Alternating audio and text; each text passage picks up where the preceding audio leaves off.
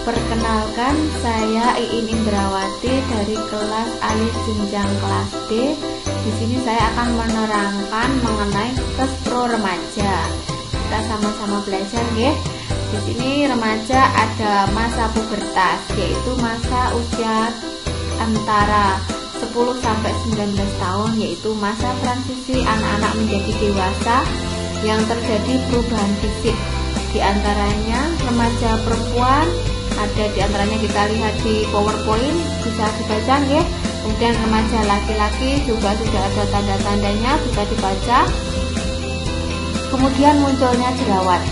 Jerawat itu terjadi karena ada apa? Karena ada peningkatan hormon androgen yang dapat meningkatkan produksi minyak di kulit sehingga menyumbat pori-pori, terjadilah jerawat. Bagaimana cara mengatasi jerawat? Yaitu selalu membersihkan kulit wajah, memakai kosmetik yang tepat, hidup sehat. Kemudian pakailah kosmetik sesuai usia, ya. Ini kita akan belajar mengenai organ reproduksi. Mungkin di sekolah adik-adik atau mbak-mbak, mas-mas sudah diajari masalah organ reproduksi remaja. Di antaranya ada mulut, vagina, labia, klitoris, dan ada organ reproduksi bagian dalam.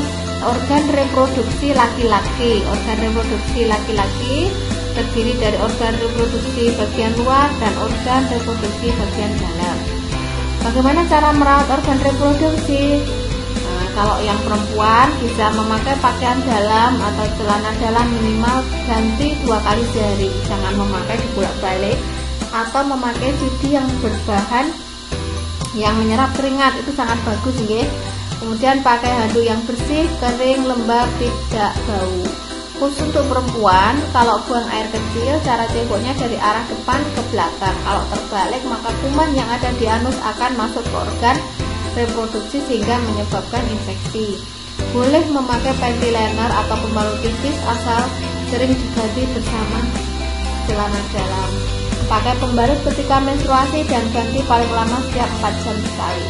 Khusus untuk laki-laki sangat dianjurkan untuk disunat atau dikitan, ya.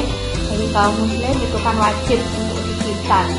Tapi sekarang muslim tidak muslim semua dikitan.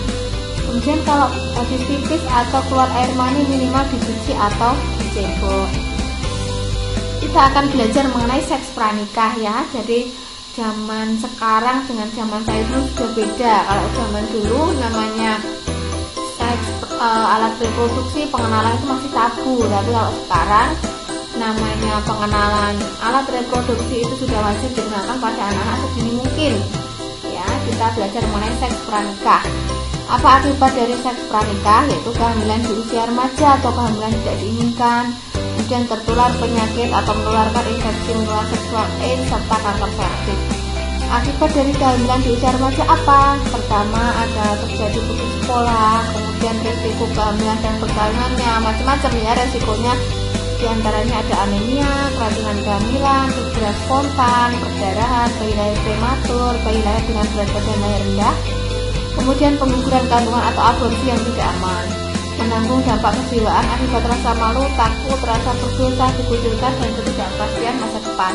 Itu kita wajib kenalkan pada adik-adik semua. Jadi sebelum bertindak bisa berpikir ulang, berpikir 1000 kali untuk bertindak, ya. Kemudian cara menghindari seks pranikah diantaranya yaitu memperkuat iman dan takwa. Remaja memahami tugas utamanya, misalnya belajar, bermain, dan beraktivitas. Memanfaatkan waktu luang dengan melakukan kegiatan aktivitas positif seperti berolahraga, seni, keagamaan, dan berorganisasi. Aktif di organisasi keagamaan, baik bisa di gereja atau di masjid, itu sudah merupakan kegiatan yang positif dan sangat bermanfaat. Hindari perbuatan-perbuatan yang akan menimbulkan dorongan seksual seperti meraba-raba tubuh pasangannya, membaca majalah porno, menonton video atau film porno, berduaan di tempat yang sepi, mendengarkan cerita porno. Jadi otak itu sudah terbiasa melihat hal tersebut, jadi otak akan semakin pengen dan untuk melihat yang lain-lain. Nah, ini di sini kita akan menerangkan mengenai HIV atau AIDS, Human Immunodeficiency Virus atau HIV. Sekarang sudah banyak sekali remaja, orang tua, lansia yang terkena HIV yang tak terdeteksi. Jadi kita belajar sedikit mengenai HIV, ya, yaitu apa itu HIV? HIV adalah jenis virus yang menyerang sistem kekebalan tubuh sehingga daya tahan tubuh menurun.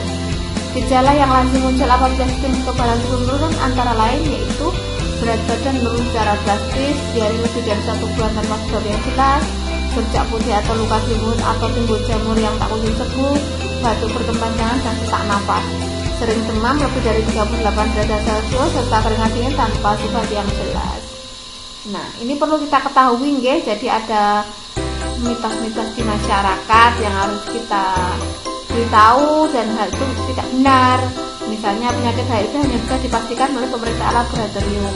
Kemudian kita juga harus tahu HIV itu bisa ditularkan melalui berbagai cara, diantaranya yaitu hubungan seks dengan pasangan yang sudah terinfeksi HIV, yang kedua jarum suntik yang telah terkena darah pengidap HIV, transfusi darah yang tercemar HIV, dan dari ibu HIV positif pada bayinya selama kehamilan, persalinan, dan proses menyusui. Yang perlu kita tahu dan kita wajib tahu, HIV tidak dapat ditularkan melalui 1. Kontak fisik biasa, 2. Makanan dan minuman, 3. Kontak intim biasa seperti berjabat tangan, bersentuhan, berpelukan, berciuman itu tidak menularkan HIV ya adik-adik. Kemudian penularan tak langsung, gigitan serangga, batuk, bersin, kolam renang, toilet umum itu tidak menularkan ya.